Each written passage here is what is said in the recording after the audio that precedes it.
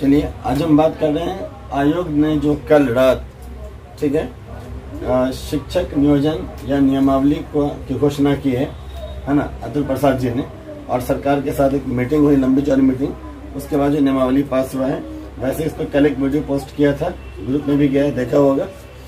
उसमें जो मेन चीज़ कही गई है वो सारी बात उसमें कह ही दिया गया है। फिर भी ये शिक्षक नियोजन इकाई के कई अहम बिंदु हैं जिसको ध्यान में रखना बहुत ज़रूरी है, एग्जाम के पर्सपेक्टिव से भी, और कौन अपेयर हो सकता है कौन अपेयर नहीं हो सकता है उसके दृष्टिकोण से भी, और साथ साथ इस हिसाब से भी कि आपका सीटेट के लिए वो जो नियम आया है वो कितना उपयोगी हो सकता है या नहीं हो सकता है। दो तीन अलग अलग पहलू इस बातों का हम समझेंगे। सबसे पहले ये जो आयोग ने जो जारी किया है 7वें चरण वाली बहाली को लेकर के, उसके मेन बिंदु क्या है।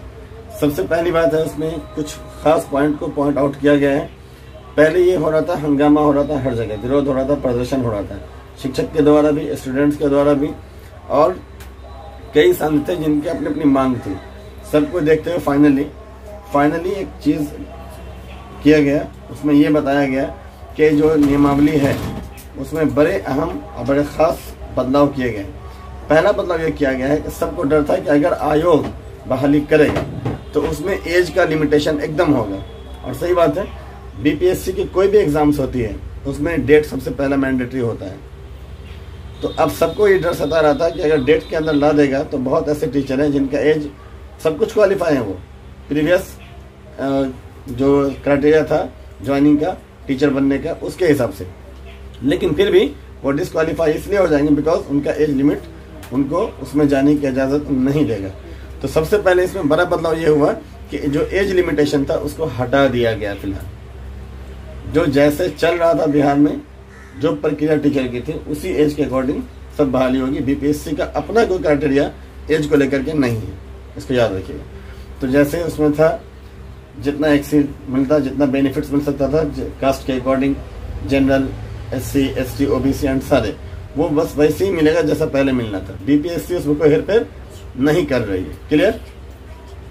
दूसरा अहम बदलाव ये किया उसने, जो सबसे बड़ा बदलाव है कि अब इसको जैसे जोड़ के देखेंगे, कोई लोग उसको इलेक्शन से जोड़ेंगे, कोई पॉलिटिशियन उसको इलेक्शन की स्ट्रेटेजी बना के जोड़ेगा, वो उनका अपना मामला है। क्या जोड़ते हैं, सही भी होगा गलत भी होगा, उसके आकलन के पीछे हम लोग का कोई मामला नहीं है।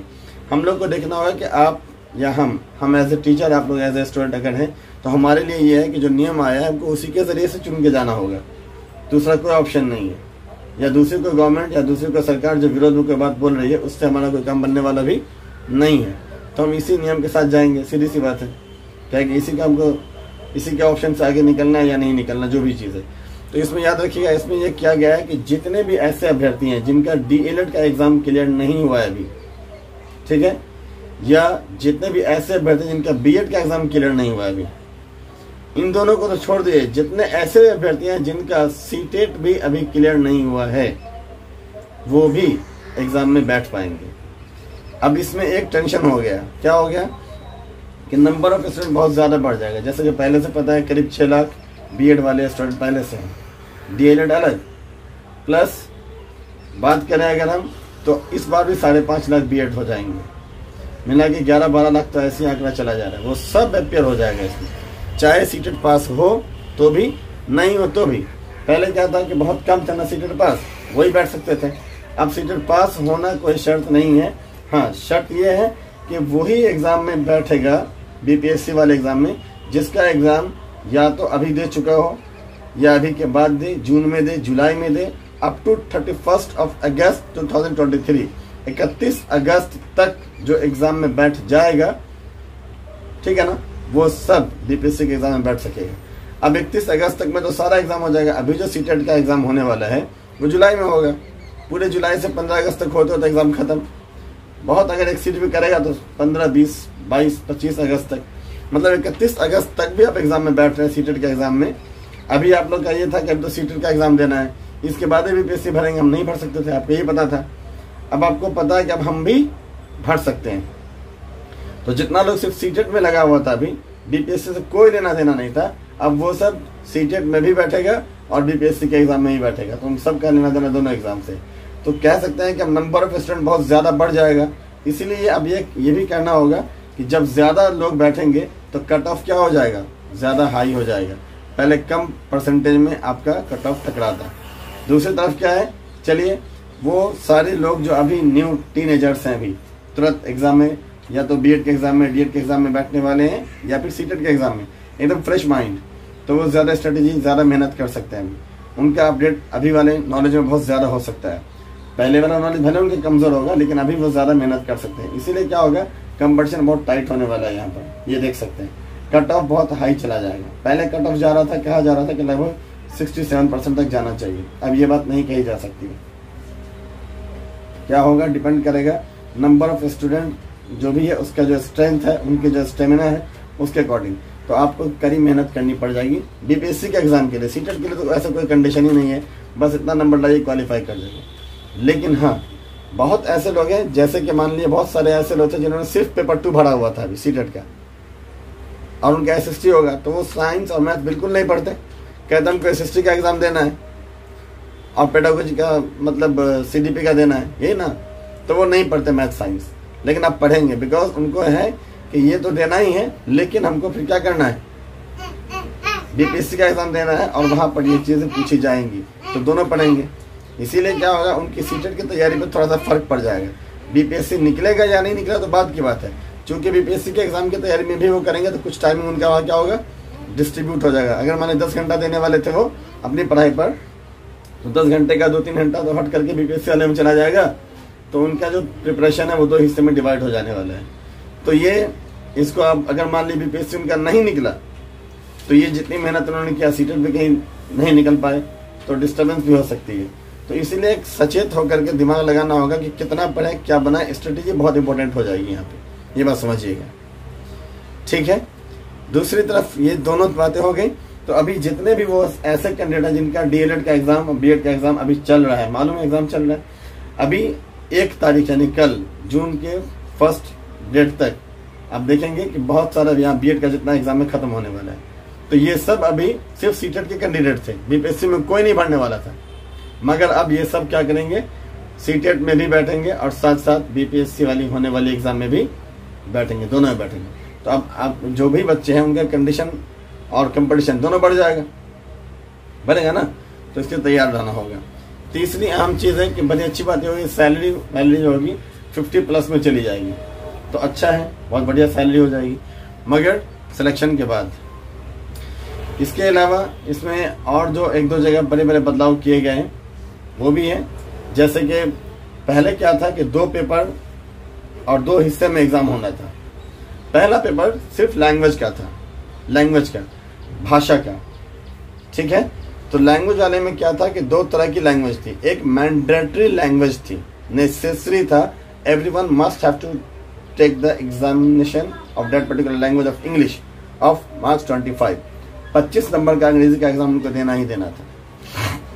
और साथ में दूसरी भाषा भी, लेकिन ये ऑप्शनल था, आप उर्दू ले सकते हैं, आप हिंदी ले सकते हैं, इसके अलावा आप बांग्ला ले सकते हैं। तो खैर 3 भाषा हो गई, है ना।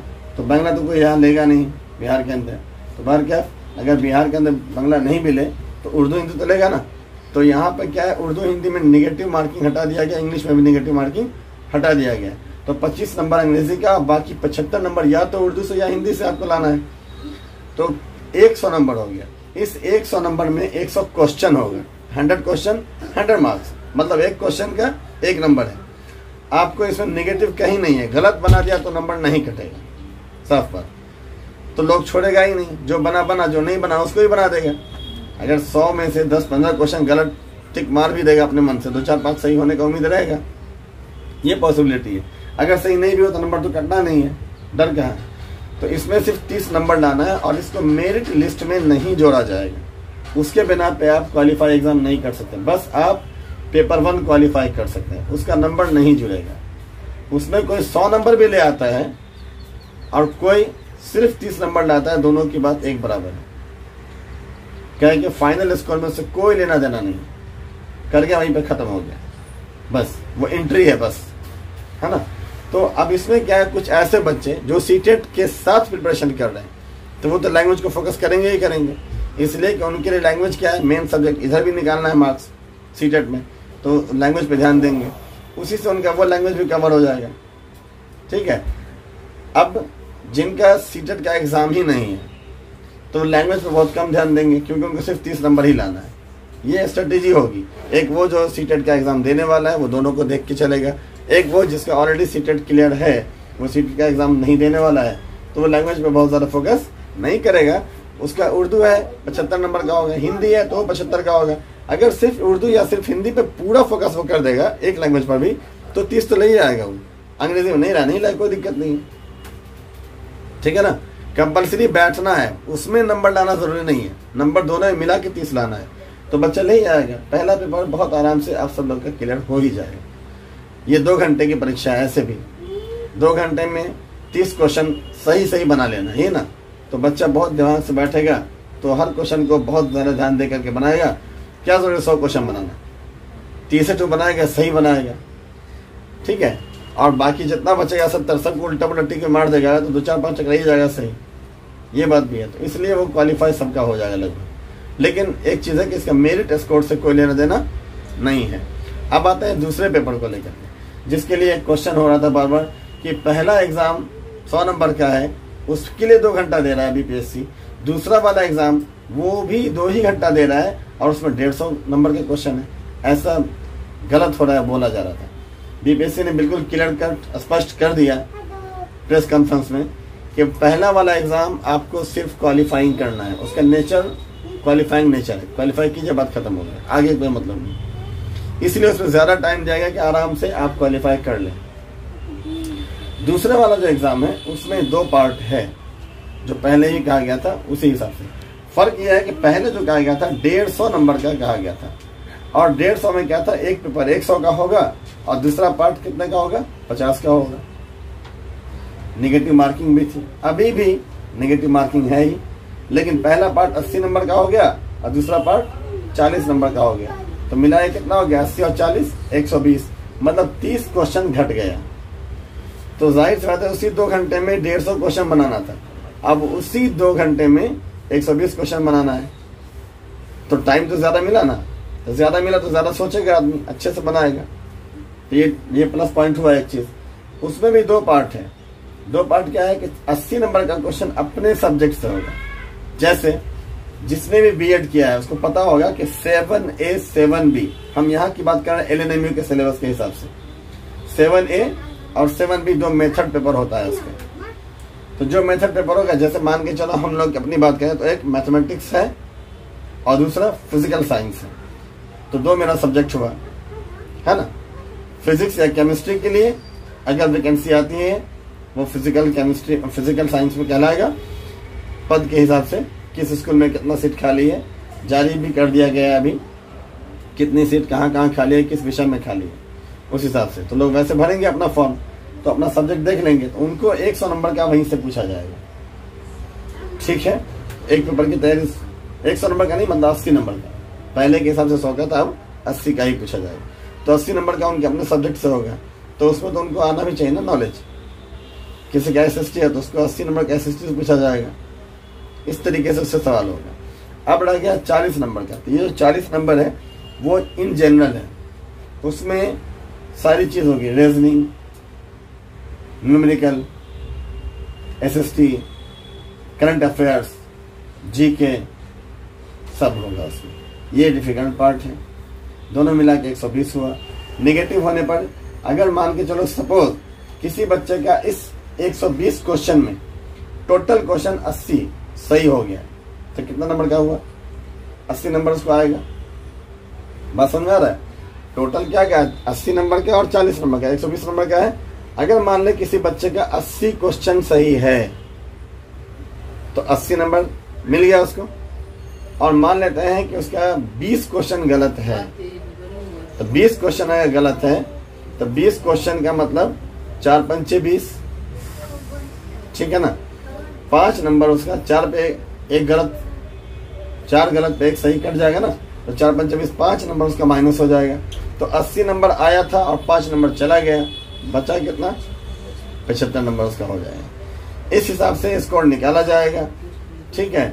और उसमें देखा जाएगा कि जितनी वैकेंसी है उसके हिसाब से ऊपर से कट निकाला जाएगा। ये कोई क्राइटेरिया नहीं कि जैसे सीटेट में इतना नंबर आए पास करके, नहीं, ऊपर से कट ऑफ निकाला जाए, इतनी सीट है, इतना आपको चाहिए, तो बस वो हो जाएगा, उस हिसाब से सिलेक्शन होगा। ये कुछ बड़े बदलाव हैं जो उसमें लिए गए हैं। समझ में आ गया? एज का क्राइटेरिया हटा दिया गया, सब्जेक्ट में टाइमिंग आपको बढ़ा दिया गया, क्वेश्चन घटा दिया गया, और नेचर सेम रह गया। पहले वाले पेपर में नेगेटिव हटा दिया गया है, दूसरे वाले पेपर में नेगेटिव है, ठीक है। 4 गलत पे 1 सही नंबर भी डायरेक्ट आपका हो जाएगा। ये पूरा प्रक्रिया है, एक ही विषय का उनका एग्जाम देना है। इस तरीके से बच्चे एग्जाम क्वालिफाई कर सकते हैं चाहेंगे तो। और जो पहला पेपर है उसमें सिर्फ लैंग्वेज में क्वालिफाइंग करना है, उसमें मार्क्स बहुत गेन करने की जरूरत नहीं है। ये पूरा होलसेल फिगर बताया गया है इसने। अब हम इसमें क्या करेंगे, ये प्रक्रिया समझ में आ गई। इसको हटाते हुए, हालांकि तो वीडियो कल ही बनाए हुए थे, तो वो आप लोग के ग्रुप में ऑलरेडी गया हुआ है। अब हम आज जो टॉपिक करेंगे उस पर आ जाते हैं। टॉपिक हम लोग का आज के लिए NCF 2005 का कुछ क्वेश्चंस लेके चलेंगे। दिख रहा होगा सामने NCF 2005। तो इसमें जो जो मेन पॉइंट्स है उसको हम देखेंगे। NCF 2005 में क्या है उसके बारे में देखेंगे, उसको डिस्कशन करेंगे, ठीक है। चलिए, इसके पहले जो हम लोग देखे थे तो NCF 2022 का सिर्फ उतना सा सेक्शन देखा हुआ था पिछले क्लास में, इन 2-3 क्लास के पहले जो क्लास हुई थी, ठीक है ना। तो उस क्लास में सिर्फ वही देखा था कि NCF का वो सेक्शन जो 2022 के सीटेट के एग्ज़ाम में पूछा गया था, वो कौन कौन सा पार्ट था। उसमें उसका एक ही पार्ट था, चूँकि NCF के अंदर लागू किया गया था NEP 2020 का पहला वाला सेक्शन। NEP 2020 का 4 हिस्सा था, 4 पार्ट था, जिसमें उसका एक स्टेज बताया गया था 5+3+3+4। This was the pattern. Clear? क्योंकि ये पैटर्न है NEP 2020 का, आज के डेट में यही पैटर्न बनाया गया है। राष्ट्रीय, ठीक है, राष्ट्रीय शिक्षा नीति जो बनाई गई है, तीसरी राष्ट्रीय शिक्षा नीति जो 2020 में मोदी जी के काल में आई, 34 साल के बाद, उसमें बताया गया था। उसका पहला जो स्टेज था 5, उस 5 को NCF को कहा गया था लागू करने के लिए 2022 में। उसने उसके कुछ हिस्से को टच किया, उसको लागू किया, इसीलिए उस स्टेज को फाउंडेशन स्टेज कहते हैं। F से फाउंडेशन होगा, S से स्टेज होगा। इसीलिए जब हम अगर ये बोलेंगे कि NCF 2022 तो इसका मतलब होगा NCF-FS-2022, मतलब NCF नेशनल करिकुलम फ्रेमवर्क। किसके लिए? Foundation stage. किसका फाउंडेशन स्टेज? NEP 2020 का फाउंडेशन स्टेज। कोई ये अलग पॉलिसी नहीं है, NEP का एक हिस्सा है, उसी को लागू किया गया। मतलब छोटे बच्चों के लिए, जिसको हम पूरा डिटेल में बताए थे कि किंडरगार्टन मेथड है, उस मेथड को अप्लाई किया गया जो ट्रबल के जरिए दिया गया था 1840 में, 1840 में। उसके जो मेन बिंदु थे उनको लागू करने का, एक अप्लाई करने का एक सिस्टम बनाया गया, जो काम NCF का होता है। तो NCF ने क्या किया, उसको लागू किया, लागू करने का रणनीति बनाया, तो वो 2022 में उसको लागू किया। इसीलिए पूरा उस NCF को हमने कहा था NCF-FS 2022। क्लियर है? वो कराया था। उसमें आएगा, आप उससे भी नोट कर सकते हैं अगर नोट करने में ज़्यादा दिक्कत हो तो, लेकिन नोट कर लीजिए, कोशिश की जहाँ तक हो। तो उसमें ऑप्शन रहेगा नेशनल करिकुलम फ्रेमवर्क, एक ये है। दूसरा ऑप्शन है नेशनल करिकुलम फाइल। तीसरा है नेशनल क्लास फ्रेमवर्क, और चौथा है नन ऑफ द एबव। कौन होगा? सीधी बात है, पहला ही होगा नेशनल करिकुलम फ्रेमवर्क, है कि नहीं। तो NCF का पूरा नाम क्या है? सवाल हम ये पूछे हैं NCF 2005 का पूरा नाम क्या है, लेकिन 2005 से 2022 से और 1988 से या 2005 से किसी से या 2000 से कोई भी लिख दिया जाए, वो ईयर है कि NCF कब लागू किया गया। लेकिन NCF का फुल फॉर्म हर जगह एक ही है, नेशनल करिकुलम फ्रेमवर्क। अगर ये पूछा गया NCF 2005 का फुल फॉर्म क्या है, तब भी वही मतलब होगा। NCF 1988 का मतलब है, तब भी वही। NCF 2000 का, NCF 2005 का, NCF 1975 का, NCF 1988 का, NCF 2022 का, सबका फुल फॉर्म एक ही है। क्या है? National curriculum framework. क्योंकि ईयर अलग हो रहा है ना, वो उसको कब दिया गया, कब लागू किया है, वो है। लेकिन NCF का मतलब एक ही है, नेशनल करिकुलम फ्रेमवर्क। तो सीधा बात है, इसका आंसर क्या होगा? ए आंसर के साथ हम चले जाएंगे, पहले आंसर के साथ। दूसरा क्वेश्चन लिखेंगे, निम्नलिखित में NCF की संचालन समिति का गठन किसकी अध्यक्षता में किया गया था? कोई भी जो बड़ा काम होता है, टीम वर्क होता है, तो वो एक आदमी अकेले नहीं कर सकता है, उसके लिए पूरा टीम वर्क होता है, एफर्ट होता है, सिस्टम। अभी जो बनी है तो बोला जाएगा किसकी अध्यक्षता में हुई, तो सीधी बात है आयोग की अध्यक्षता में हुआ है। तो आयोग के चेयरमैन कौन है, जाहिर सी बात है श्री अतुल प्रसाद, उनका नाम आएगा। उनकी अध्यक्षता में ये पूरी रणनीति बनाई गई कि कैसे एग्जाम लेंगे 7 चरण का, है ना। तो ये एक सिस्टम होता है किसी बात को कहने का। तो यहाँ जो सवाल है आपसे कि निम्नलिखित में NCF की संचालन समिति का गठन किसकी अध्यक्षता में हुआ था। ऑप्शन है प्रोफेसर यशपाल, A, B है प्रोफेसर यशराज, C प्रोफेसर यशराम और D प्रोफेसर यश कुमार। क्या है, ऑप्शन ए ही आएगा, प्रोफेसर यशपाल। उनकी अध्यक्षता में ये गठन किया गया था। NCF 2005 का गठन प्रोफेसर यशपाल की अध्यक्षता में हुआ था। याद रखिएगा, ये सवाल कई बार पूछा हुआ है, इसलिए बोल रहे हैं। प्रोफेसर यशपाल थे इस कमेटी के अध्यक्ष। क्लियर ना। तीसरा सवाल है NCF संचालन समिति, जिसके बारे में अभी सवाल किया कि उसके कौन थे, किसकी अध्यक्षता में हुआ था, तो वो प्रोफेसर यशपाल हुआ।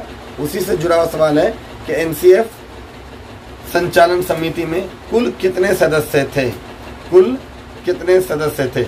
Option A 33, option B 34, option C 35, option D 36। 33, 34, 35, 36। Answer क्या होगा, सी ऑप्शन होगा। 35 सदस्यों पर बनी ये समिति थी, यानी कि NCF 2005 जो आया था उसमें कुल 33 सदस्य थे।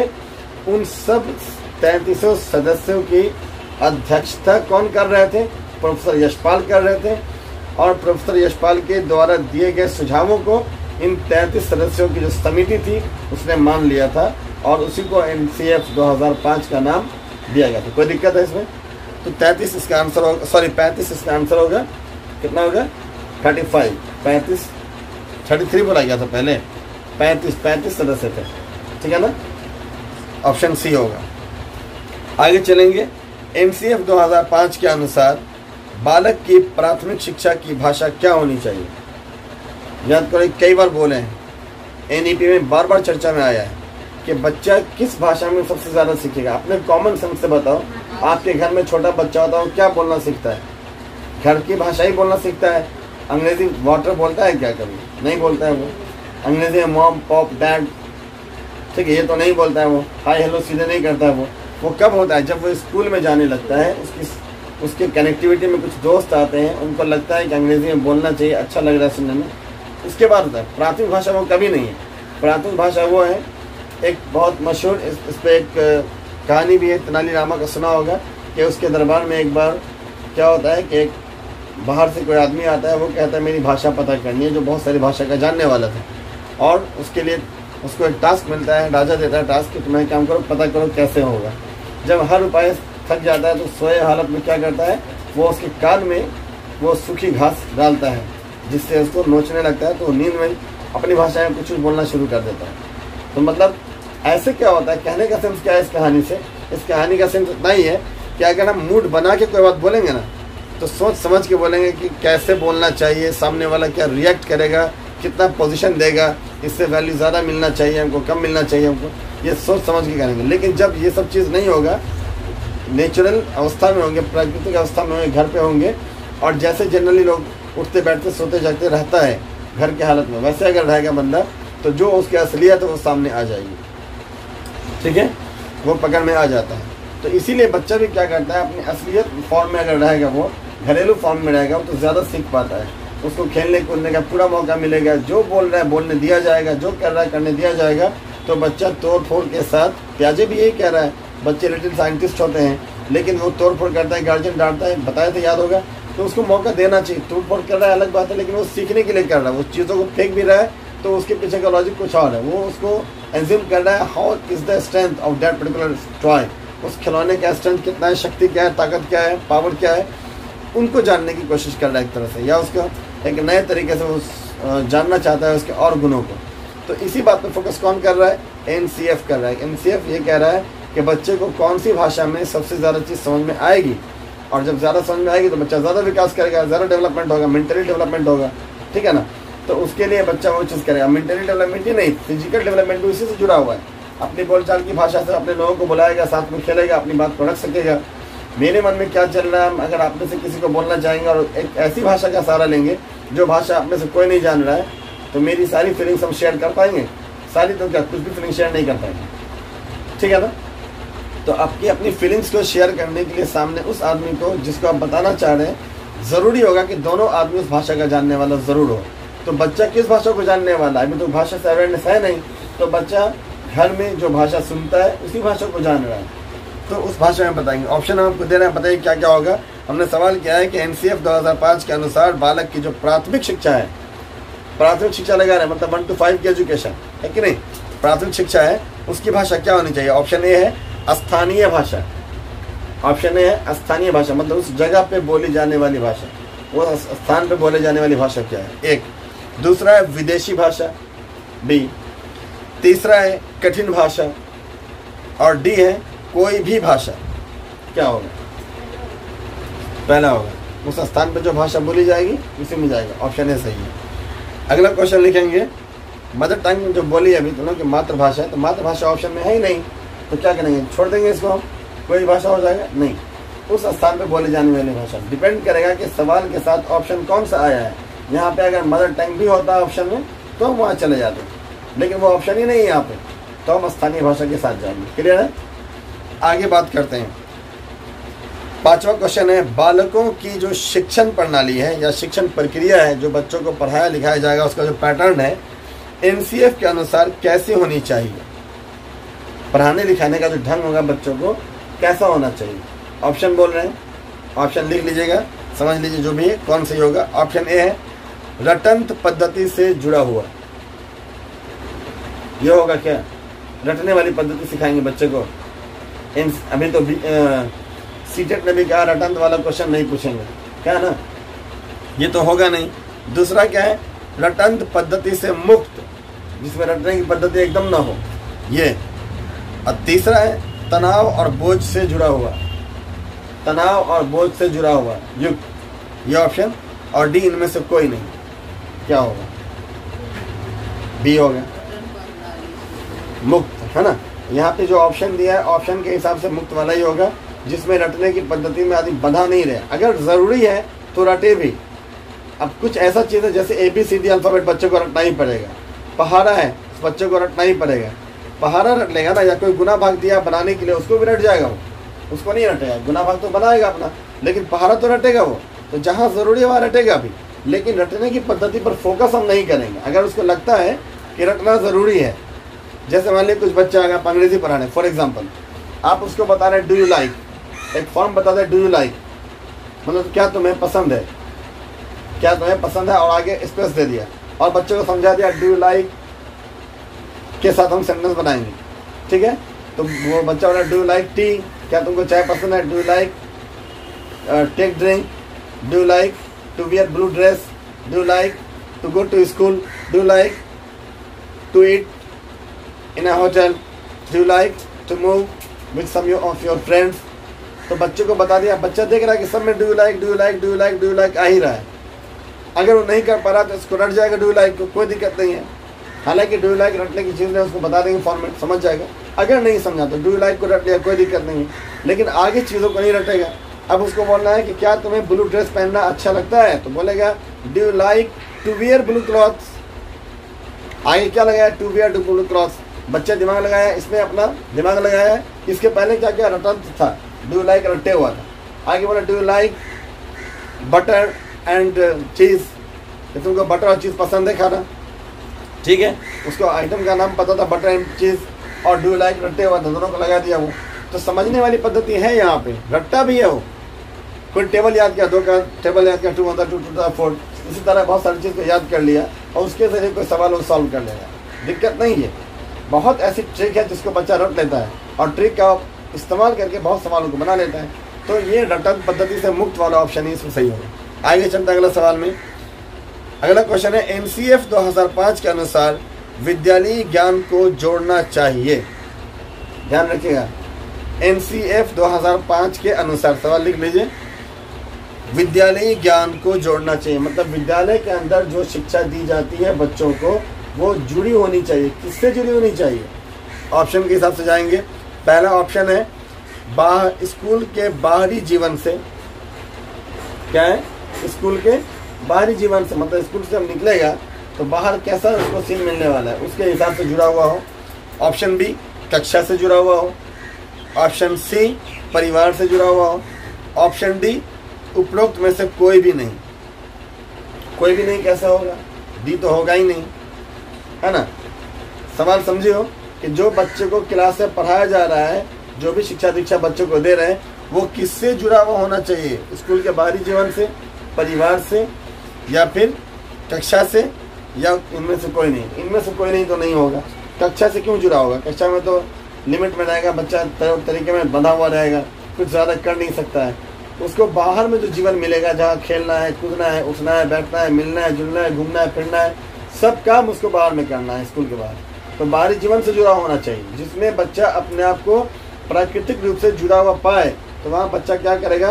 अपने पढ़ने की जो गति है उसको तीव्र कर पाएगा। इसलिए ऑप्शन क्या होगा? ए के साथ जाएंगे, मतलब स्कूल के बाहरी जीवन से जुड़ा हो। अगला क्वेश्चन है राष्ट्रीय पाठ्यचर्या की रूपरेखा। राष्ट्रीय पाठ्यचर्या की रूपरेखा मतलब जिसको एनसीएफ बोल रहे थे उसको हिंदी में बोल दिया, बस कोई और चीज़ नहीं। राष्ट्रीय पाठ्यचर्या की रूपरेखा में शिक्षण का उद्देश्य होना चाहिए। शिक्षण का उद्देश्य होना चाहिए। क्या क्या है? ऑप्शन सुनो। पहला ऑप्शन है बालकों में जिज्ञासु प्रवृत्ति का विकास। जिज्ञासु क्या होता है? जिसमें सोच के जिज्ञासा उत्पन्न हो कि आखिर ऐसा क्यों हुआ, ये बच्चा सोचे। जब बच्चों को बताया जाए तो बच्चा सोचने में मजबूर हो कि ऐसा क्यों हुआ, ऐसा कोई पॉइंट उठे, उसके मन में उठे। या दूसरा ऑप्शन है बालकों में लोकतांत्रिक मूल्यों का विकास करना, कि लोकतंत्र को माने बच्चा, इसका विकास करे। सी गणना करने की जो क्षमता है उसका विकास करना, गिनने की क्षमता जाने बच्चा। या डी इनमें से कोई नहीं। कौन होगा? क्या लगता है? ऑप्शन बोले नहीं। बालकों में जिज्ञासु प्रवृत्ति को पैदा करना, जिसमें सोचने की सलाहियत पैदा हो बच्चे के अंदर, सोचे क्यों हुआ, कैसे हुआ, ये सवाल। दूसरा ऑप्शन दिए हैं कि लोकतांत्रिक मूल्य उसके अंदर आए। तीसरा दिए हैं कि गणना करने की क्षमता का विकास हो, गिनती की जो क्षमता है वो आए, मैथमेटिकल। और चौथा इनमें से कोई नहीं, पहला वाला हो, क्लियर, जिज्ञासु बने। सवाल है कुछ लोग लोकतंत्र के साथ चला जाएगा, लोकतंत्र में नहीं। लोकतंत्र वाला जो बच्चा होगा वो कब होगा? सोचेगा तभी ना लोकतंत्र की भावना जानेगा। बिना सोचेगा ना कि लोकतंत्र की भावना क्या है, तो उसको लगेगा इसमें हमको मेरा अधिकार मिल रहा है, अपने हिसाब से सारी चीज़ों को चुन रहे हैं, तो लगेगा मेरा अधिकार है। तो सोचने की भावना आएगी तो लोकतांत्रिक भावना अपने आप ही आ जाएगी उसके अंदर, कुछ नहीं करना है। गणना की भावना जब सोचेगा तो गिनने भी आ जाएगा, तो सब उसी के अंदर सिमट गया है, ठीक है ना। इसीलिए क्या होगा? ऑप्शन पहला के साथ हम जाएंगे कि बालकों में जिज्ञासु प्रवृत्ति का विकास करना, ठीक है ना। अगला क्वेश्चन है 8वां क्वेश्चन होगा राष्ट्रीय पाठ्यचर्या का जो रूपरेखा है 2005, उसके हिसाब से उसमें जो बताया गया है अपनी समझ डैश से प्राप्त की है। इसमें कहा गया है अपनी समझ, मतलब जैसे आप अपने आप को सोच लीजिए कि आपकी जो समझ है, अपनी समझ डैश खाली जगह से प्राप्त की है। किससे प्राप्त किया है? ऑप्शन ए संज्ञानवाद से, ऑप्शन बी रचनावाद से, ऑप्शन सी अनुदेशन से, ऑप्शन डी उपरोक्त सभी। रचनावाद से। और कोई? क्या? सभी। और कोई? अन्वेषण। चार ऑप्शन है, चारों। संज्ञानवाद क्या होता है? संज्ञानवाद क्या है बताया कि छोटा बच्चा जब 0 से 2 ईयर में होता है, अकॉर्डिंग टू जीन पियाजे, या अगर हम एरिक एरिक्सन की बात करें तो बच्चा हाँ या ना के बीच झूला झूलता है, करे क्या क्या नहीं करे वो सोचता है 0 से लेकर 1.5 साल तक, 1.5 साल से लेकर 3 साल तक। ये जो पूरा समय अवधि है ये संज्ञानवाद की अवधि है, जिससे बच्चा सिर्फ नियम कायदा कानून से कोई मतलब नहीं, जानता ही नहीं। उसको मालूम है ये छूने में ठंडा लगा, उसको मालूम है ये छूने में गर्म लगा, उसके हिसाब से डर बनाता है। अगर ज़्यादा ठंडी चीज़ डाल दिया तो डर से नहीं खाएगा, उसका दांत सिहर गया। ज़्यादा गर्म चीज़ से हाथ जल गया तो डर से छुएगा नहीं। मतलब ऐसी चीज़ों को जानता है जिसमें कोई बहुत ज्ञान की बात नहीं है। बात कैसी है? देख के सीखा हुआ ज्ञान है। तो संज्ञानवाद वो तो छोटे बच्चे के लिए था। दूसरा ऑप्शन रचनावाद। रचनावाद क्या होता है? जिसमें हर चीज़ की प्रकृति को सोचे, ये बना तो कैसे बना, क्या है क्या नहीं है, अच्छा है बुरा है, करना चाहिए नहीं करना चाहिए, वो सोचे। तो ये तो तब भी सोचता है, बाद में सोचता है। B option रचनावाद। सी में था अनुदेशन, यानी कोई गाइड करता रहे, बच्चा करता रहे। तो हर चीज़ में थोड़ा बच्चा गाइड को खोजता है, बच्चा तो उल्टे भागता है, तो बताने वाला सोचता है फिर ही कुछ बोलेगा, भागो यहाँ से, ठीक है, उससे बचना चाहता है। जब मजबूरी होती है सोचता है इसके अलावा कोई रास्ता है तभी पूछता है, नहीं तो पूछेगा भी नहीं, ठीक है। और डी इनमें से सभी तो होगा नहीं, इसलिए ऑप्शन जाएगा बी के साथ, सही आंसर था, ठीक है, बी के साथ बोली हो, ठीक है। रचनावाद से बच्चा सब चीज़ों को क्या करता है? पॉजिटिवली लेता है। अपनी समझ जो बनाएगा रचनावाद से बनाएगा, आपकी बात को मान लेगा। वो संज्ञानवाद से भी हो सकता है, वो किसी और के दिएगा तर्क से भी हो सकता है, लेकिन हाँ अपनी समझ बनाना जब भी होगा तो किससे होगा? वो रचनावाद से होगा। इस पर जोर कौन डालता है? एनसीएफ 2005 इसीलिए कहता है कि बच्चों के जो स्कूल का जीवन है वो स्कूल के बाहरी जीवन से मिलता जुलता हो, ताकि जब बच्चा जाए तो उसको लगे जो चीज़ हम कर रहे हैं वो चीज़ हमारे लिए उपयोगी कैसे है। रचनावाद के आधार पर ये बात बोली गई है। आगे चलते हैं। एनसीएफ 2005 बल देता है, मतलब फोर्स करता है किस बात पर? एनसीएफ 2005 बल देता है। ऑप्शन ए है शिक्षक केंद्रित शिक्षा पर, मतलब शिक्षक जो पढ़ा के चला गया उस पर। ऐसा है क्या? शिक्षक केंद्रित शिक्षा मतलब टीचर्स एसोसिएटेड, मतलब जो टीचर का है वही सही है, ये मान लें। इस पर बल देगा एनसीएफ? कभी नहीं। दूसरा है स्वयं करके सीखने पर, लर्निंग बाय डूइंग होगा, स्वयं करके सीखने पर, खुद से करना है, सही है, ठीक है ना। और तीसरा क्या है? रटने की प्रक्रिया में, बिल्कुल नहीं। चौथा क्या है? समस्या हल करने पर, समस्या हल तो कैसे भी कर लेंगे, उससे मतलब नहीं है, लेकिन खुद से करके समझना जो होगा वो चीज़ है, इसलिए स्वयं करके सीखने पर, इसलिए ऑप्शन क्या होगा? डी के साथ जाएगा, सही है। एनसीएफ 2005 बल किस पे देता है? स्वयं से करके सीखने पर, मतलब कर लो और सीख लो, लर्निंग बाय डूइंग। क्लियर? अगला क्वेश्चन लिखेंगे, क्वेश्चन 10 है एनसीएफ 2005 में कुल अध्यायों की संख्या कितनी है? कितने अध्याय है इसके अंदर? ये तो रटने वाला है, ठीक है, हम बोल दे रहे हैं। Option A 6, option B 5, option C 4, option D 3। तो आंसर होगा ऑप्शन बी, मतलब 5 अध्याय है इसके अंदर। कितना अध्याय है? एनसीएफ 2005 के अंदर 5 अध्याय। याद रखने का एक ट्रिक याद रखो, 2005 है और 5 चैप्टर है। एनसीएफ 2005 की बात कर रहे हैं, अभी वाले की बात नहीं हो रही है। एनसीएफ 2005 पिछले वाले एनसीएफ से पूछता भी नहीं है, सवाल जब भी आता है 2005 से आता है, 22 में लिमिटेड वो बता ही दिया है। तो इसलिए एनसीएफ 2005 में कितना चैप्टर है? तो 5 चैप्टर है, इसलिए ऑप्शन कहाँ जाएगा हमारा? बी के साथ। अगला क्वेश्चन है एनसीएफ 2005 का मुख्य सूत्र या मुख्य शीर्षक क्या है? एनसीएफ 2005 का मुख्य सूत्र या शीर्षक क्या है? ऑप्शन ए शिक्षा बिना प्रयास के, ये सूत्र है, बिना प्रयास के शिक्षा मिल जाए। ऐसा कहीं बोला गया कि मेहनत नहीं करो चीज तुमको मिल जाए, ठीक है। रोटी भी खाना होगा तो पहले आटा गूंदना पड़ेगा, अगर आटा गूंदना भी है तो आटा पहले जाके लाना पड़ेगा, आटा लाना भी है तो उसके पहले गेहूं को तुमको फुलाना पड़ेगा, उसको सुखाना पड़ेगा, उसको सब कुछ करके तब सारी प्रक्रिया, मतलब कोई काम बिना किए नहीं होती है। वहीं से बच्चा प्रयास करता है, फिर उसके आगे का फल जानता है। तो पहला ऑप्शन जो कहा जा रहा है शिक्षा बिना प्रयास के, लगता है तार्किक है, ये बिल्कुल भी तार्किक नहीं है, ये नहीं हो सकता है। दूसरा ऑप्शन है शिक्षा बिना शिक्षक के, ऐसा नहीं, बहुत सारी शिक्षा बिना शिक्षक के आ जाएगी, लेकिन सीधे कहना शिक्षक की कोई ज़रूरत ही नहीं है, तब तो स्कूल में टीचर ही नहीं होना चाहिए। छोड़ दो, बच्चा खेले कूदे सीख ले, जो करेगा वही सही, गलत क्या तो गलत सही, सही क्या तो सही सही, तो ऐसा नहीं हो सकता। इसलिए शिक्षा बिना शिक्षक के भी ये एनसीएफ तो नहीं कहता, कहीं जगह पे हो सकता है, अपने से करने पर बल देता है वो, तो अपने से हर कुछ कर लेंगे, कोई तो बताने वाला होगा, गाइड करेगा, वही तो होता है। ऐसे भी प्याजे ने क्या किया, सवाल पूछता है, देखा होगा टीचर को क्या बोला गया है, टीचर का एक नाम क्या दिया गया है मॉडर्न एजुकेशन में, चाइल्ड सेंटर्ड एजुकेशन में, बाल केंद्रित शिक्षा के अंदर कहा गया कि टीचर क्या है, फैसिलिटेटर है, मतलब सुविधा दाता है, वो बच्चे को ज्यादा से ज्यादा सुविधा देता है, ठीक है। जैसे पहले पंखा बंद कर दिया था, ये सुविधा नहीं दे रहे थे तो गलत हो गया, पंखा चालू कर दिया, तो सुविधा देना चाहिए, बच्चों को सुविधा देना चाहिए। इसीलिए कहा गया है कि इको फ्रेंडली, हम लोग जहाँ पे चीज़ों को देखते हैं, जितना भी इन्वायरमेंट ऊपर वाले ने बनाया है, पेड़ को कैसा बनाया, इंसान को कैसा बनाया, जानवरों को कैसा बनाया, तो जानवर वो है जिनको चाहिए कार्बन डाइऑक्साइड रिलीज करना है, पेड़ पौधे वो हैं जिनको कार्बन डाइऑक्साइड ही लेना है, तो एक दूसरे का इको फ्रेंडली बना दिया ताकि दोनों को दोनों चीज़ से जोड़ सके हम। आगे इको फ्रेंडली बनाया गया, ऊपर वाले ने सब चीज़ों के एक दूसरे के परिवेश में बनाया है। हर सिस्टम वैसी है, तुम देखो जहाँ भी एग्जाम्पल ले लो, ये क्या है कि जो बढ़ती संख्या है उसको अरेंज करने के लिए क्या किया, शेर को बनाया, हिरण को बनाया, हिरण को बनाया, खरगोश को बनाया, उसके नीचे पेड़ पौधे को बनाया, उसके नीचे कीट को बनाया, उसके नीचे मेंढक को बनाया, सांप को बनाया। सबका एक सीरीज है ताकि एक दूसरे को नियमित करता रहे, उसका ये सिस्टम बनाया इको फ्रेंडली। वरना एक जानवर पूरा बढ़ जाता है, दूसरे जानवर को खा जाता है, ऐसा नहीं है। तो उसने सबको फ्रेंडली बनाया। टीचर से भी बच्चा सीखेगा, उसके लिए फ्रेंडली बनाया गया ताकि आप टीचर इतना भयानक है कि एक वो बोलता है क्या है तो बस बच्चा डर से सब भूल जाता है, ये भी नहीं होना चाहिए। अब टीचर इतना हल्का हो जाए कि बस बच्चा कुछ सुन ही नहीं रहा, ये भी नहीं। एक बैलेंस बनाना पड़ेगा, एक को फ्रेंडली रिलेशन हो, बच्चा इजीली अपना सवाल पूछ सके। इसलिए मारने वाली शिक्षा पर, मारने पीटने वाली शिक्षा पहले थी। पहले वाला था टीचर सेंटर्ड एजुकेशन, टीचर जैसे चाहेगा वैसे बच्चा पढ़वे करेगा, और गार्जियन कहते थे हड्डी मेरा है और गोश्त आपका, मार पीट के खलियान लगा दीजिए, कोई दिक्कत नहीं।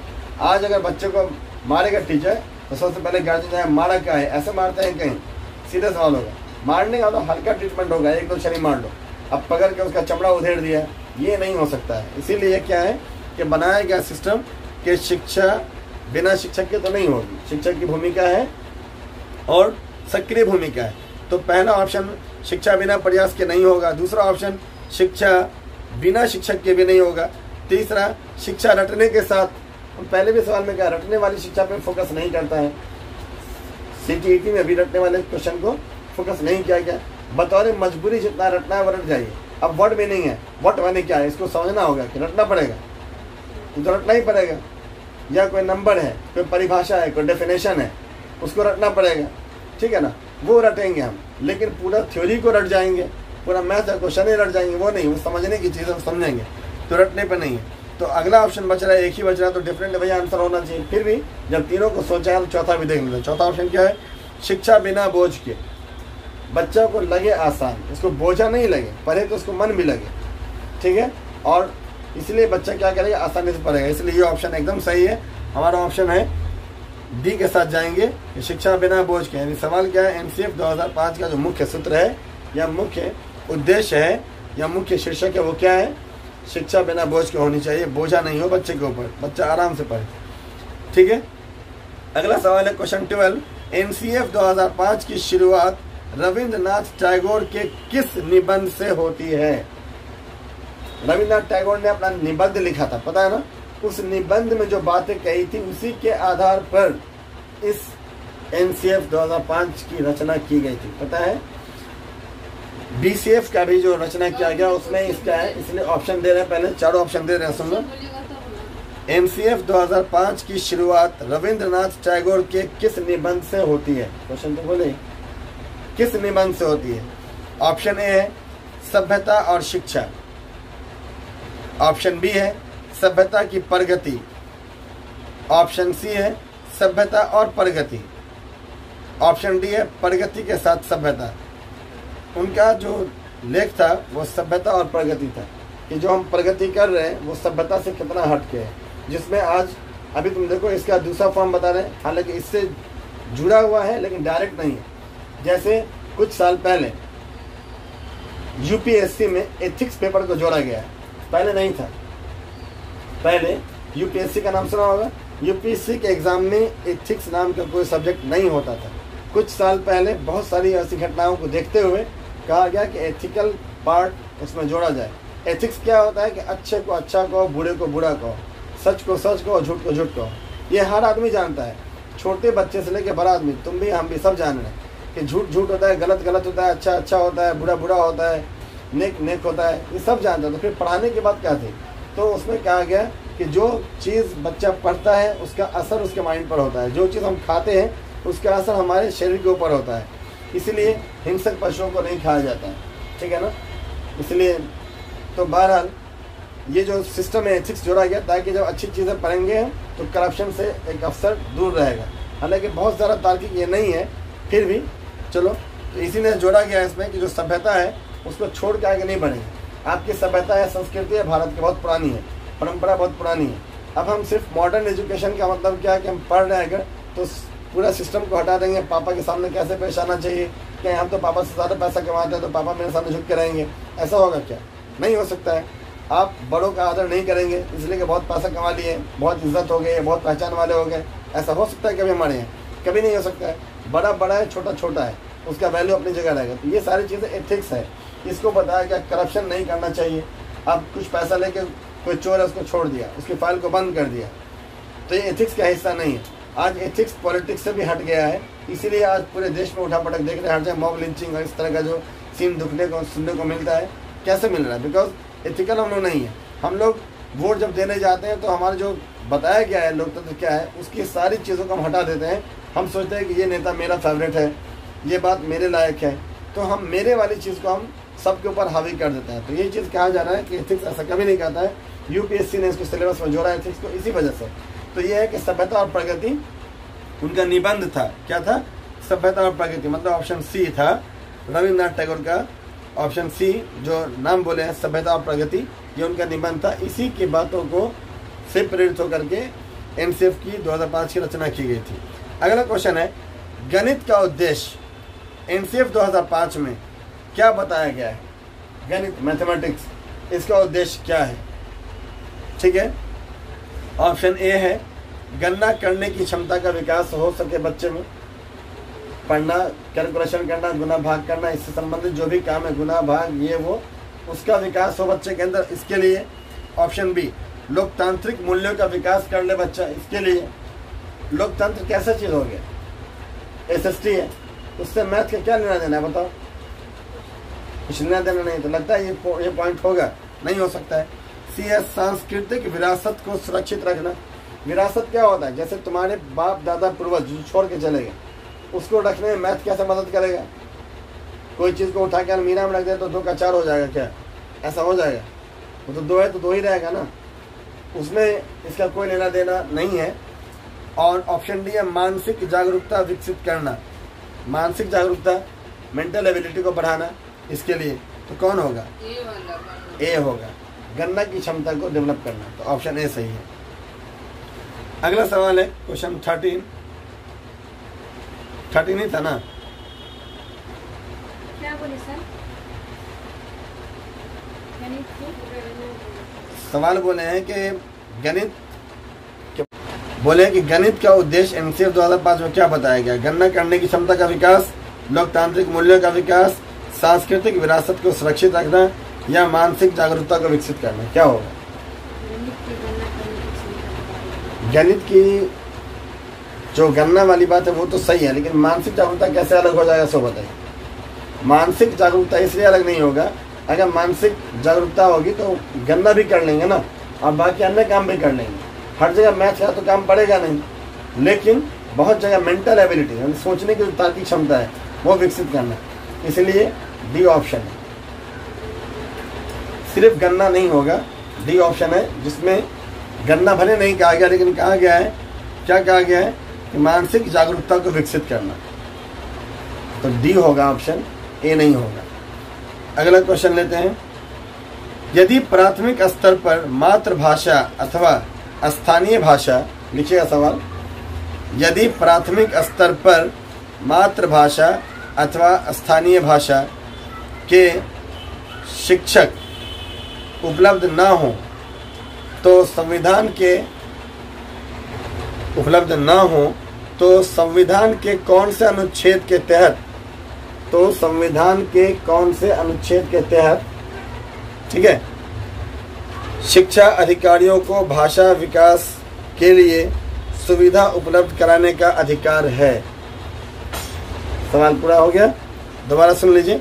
यदि प्राथमिक स्तर पर मातृभाषा अथवा स्थानीय भाषा के शिक्षक उपलब्ध न हो तो संविधान के कौन से अनुच्छेद के तहत, कौन सी आर्टिकल के तहत, कौन से अनुच्छेद के तहत शिक्षा अधिकारियों को भाषा विकास के लिए सुविधा उपलब्ध कराने का अधिकार है?